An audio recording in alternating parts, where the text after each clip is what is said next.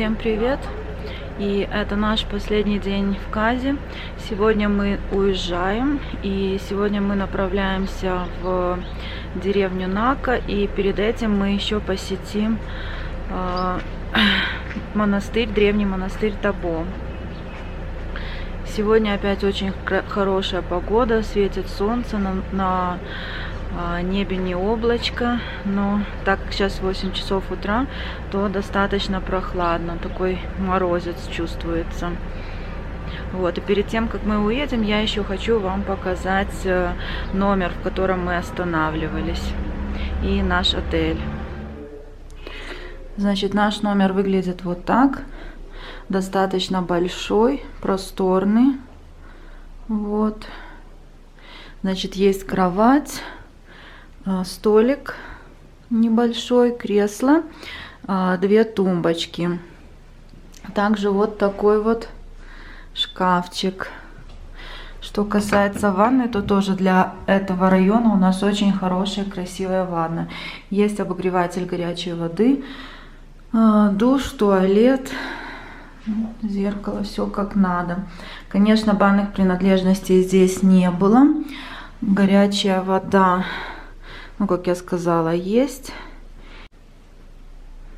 В номере не было ни чайника, ни там чая, кофе. Все это надо было свое покупать.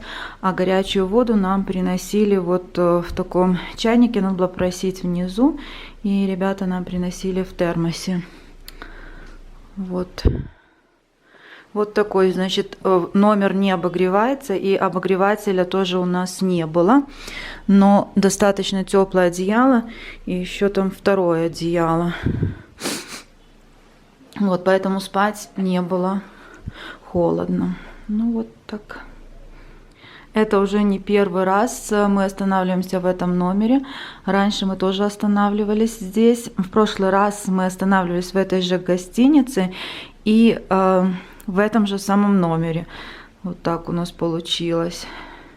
Очень нам нравится, потому что с балкона, в номере есть балкон.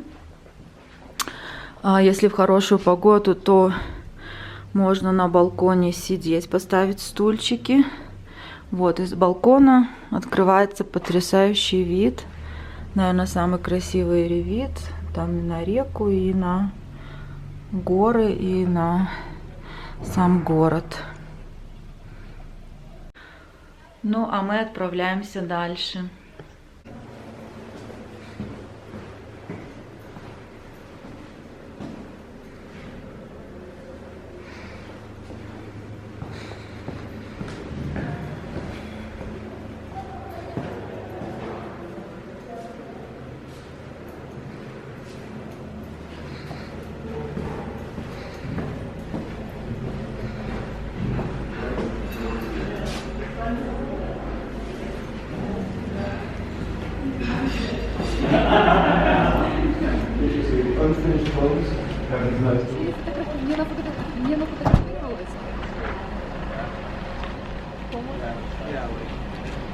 Like in the U.S., you don't see like stray dogs that often, but like people, like a lot of people have dogs.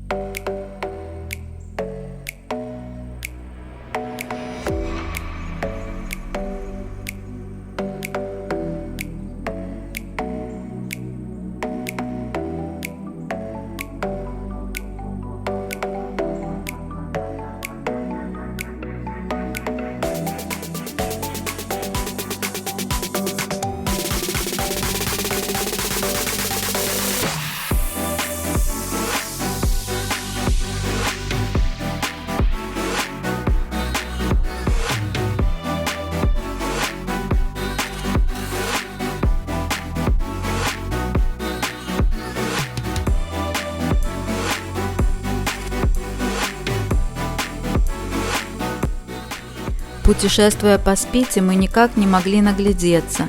За каждым поворотом, в каждой новой долине, при перемене освещения картина изменяется. Только ради одного взгляда на эти позолоченные светом склоны, на эту изумительного цвета ледниковую реку стоило проделать столь трудный путь.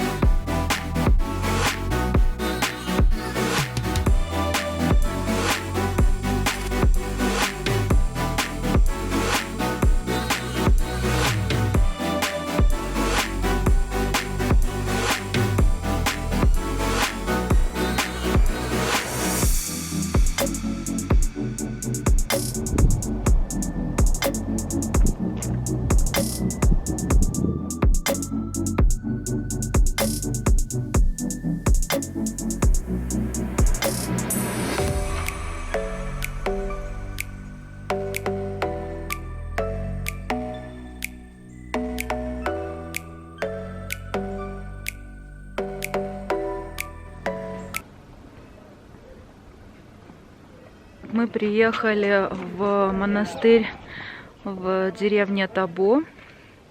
И монастырь тоже носит название монастырь Табо. И это считается самый древний монастырь в долине Спити. На территории монастыря находятся как новые сооружения, новые постройки с этой стороны. И с другой стороны, куда мы сейчас поведем, там находится именно тот корпус, то здание, которое которому 1000 лет. Там сейчас музей, внутри снимать нельзя. Вот, но покажу вам, как это выглядит снаружи. Вот такой у меня дружок появился сразу же в монастыре. Вот, вместе идем. Вот такая красивая ступа.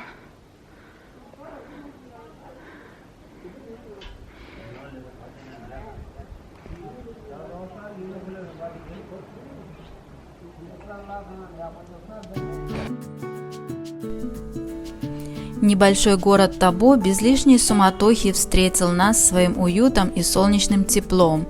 И так как мы, уезжая рано утром из Каза, не успели позавтракать, мы решили сначала заглянуть в кафе, расположенное в гостевом доме прямо около монастыря, и уже после завтрака начать осматривать монастырь. Табо – небольшой городок, расположенный в нижней части плоской долины, на пути между городом Каза и деревней Нака. Город является вторым по величине поселением и знаменит тысячелетним буддийским монастырем и расположившимся над Табо высеченными в скале молельными пещерами.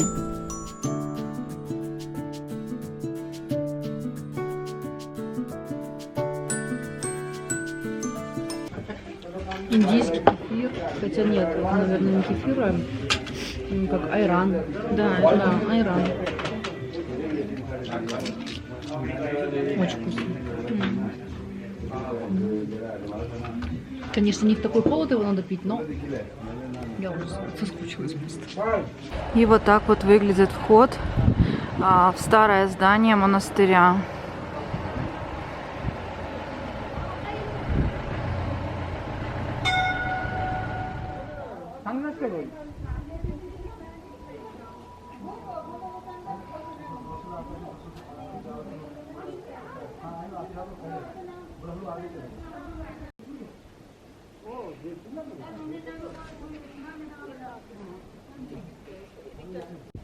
Вот так вот выглядит территория древнего монастыря. И здесь также находится храм. Вот там вот внутри находится дверь, храм, просветление богов называется. Внутри нельзя ни снимать, ни фотографировать.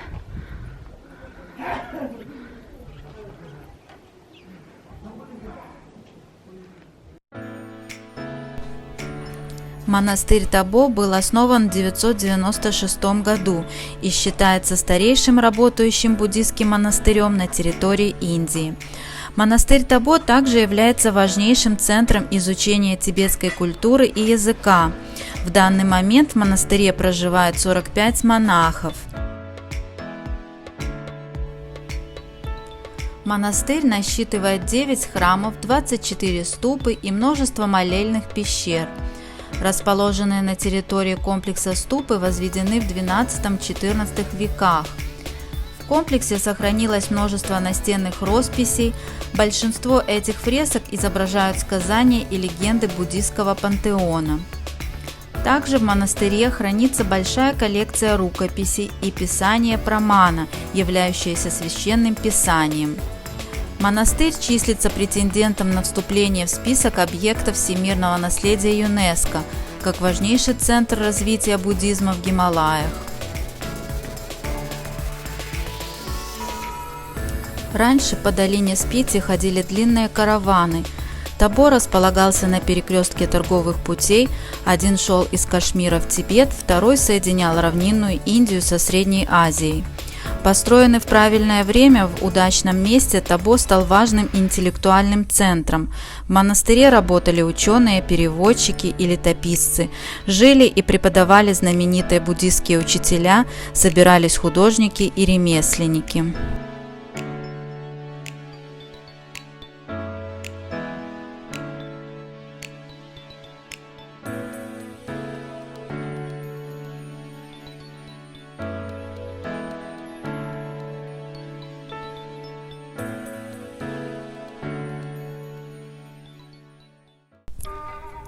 Самую высокую ступу монастыря украшают скульптуры снежного льва. Лев означает непобедимость учения Будды. Это национальное животное Тибета. Он красуется на флаге, монетах и на почтовых марках.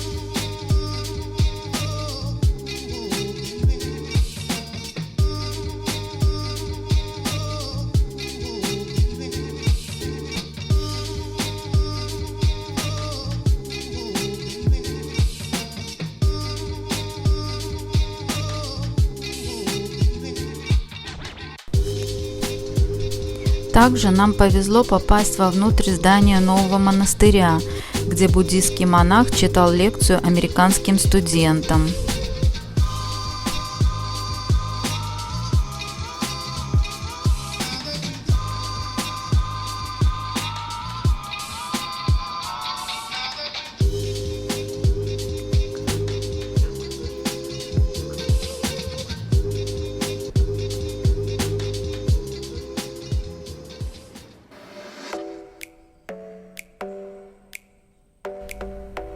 После прогулки по Табо мы отправились дальше, в наш следующий пункт остановки – древнюю деревню Нака, которая находится на границе с Тибетом.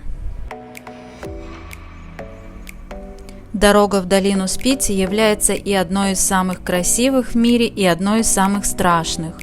Узкая настолько, что разъехаться на ней сложно даже легковым автомобилем.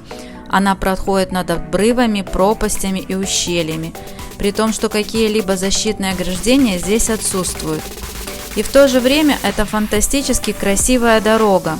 Пейзажи вокруг такие, что страхи проходят быстро, и с каждым километром все меньше обращаешь внимание на то, что машина в очередной раз зависает одним колесом над пропастью.